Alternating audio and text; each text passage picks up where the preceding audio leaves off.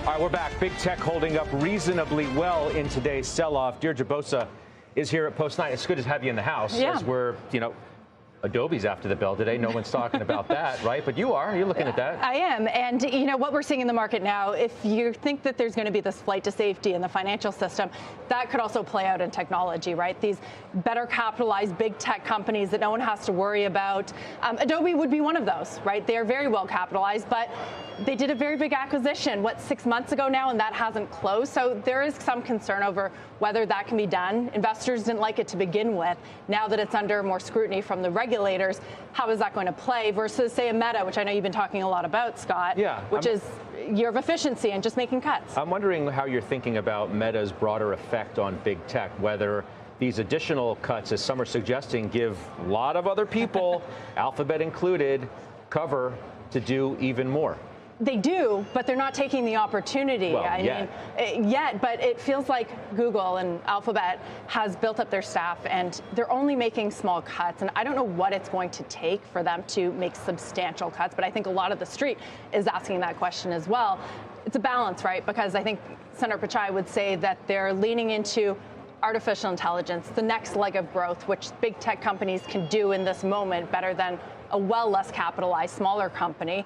But it's a question. I mean, Alphabet has all the cover to do so, and they aren't. So Meta's almost making the other guys look bad. How do you just answer this simple question, and maybe the answer is a little more complex, of, for big tech in general, what is the real fallout, if any, from what we've just witnessed over the weekend with SVB and some of the other issues that have cropped up? What are the regulators worried about for the banking system? The big banks getting bigger, big tech getting bigger. It's probably a similar proposition there, is that the bundle all of a sudden starts to look a little bit better. The best of breed companies, the DocuSigns, the Zooms, that saw enormous growth during the pandemic because they do one thing and they do it very, very well. Enterprises may say, okay, I'm going to go to Microsoft. They may not do everything the best, but they do it good enough. So you have these smaller companies that are more innovative, more disruptive, facing a tougher financing landscape, can't get off the ground. That has to do with Silicon Valley Bank too, by the way, because it would offer loans, certain products and services to smaller companies that couldn't get banked with the bigger ones. Yeah, no, the analogy is a great one, don't you think? I mean, the money from regionals flowing to the big guys like JPM, money from smaller tech flowing to the megas. Absolutely, and it creates a bifurcation. And as an investment manager, you look at technology and you just say to yourself, on one hand, you've got the attractiveness of what's almost perceived to be like a bank. I mean, some of these mega caps are banks when you look at them.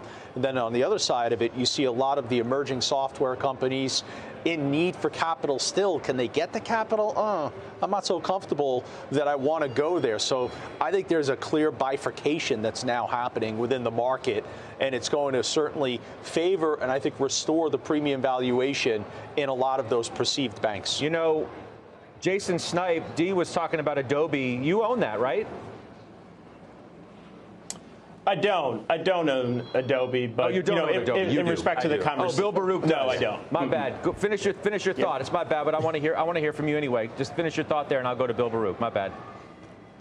Yeah, real quick, as it relates to tech, obviously tech has gotten the bid this year, and my favorite name in the mega cap tech space is Microsoft. And I think, as Deirdre kind of described, they have massive free cash flows, $60 billion in free cash flow. In the last quarter, Azure has decelerated. EPS growth was only 6% on 2% revenue growth. But when I look at AI and other verticals and opportunities, for companies like this that are huge, in the mega cap space, $2 trillion company, Apple and the like. These names, I think, in some uncertainty, as we see with some of the cyclicals, I think tech can continue to get a bid here, as well as some of the semis that are out here.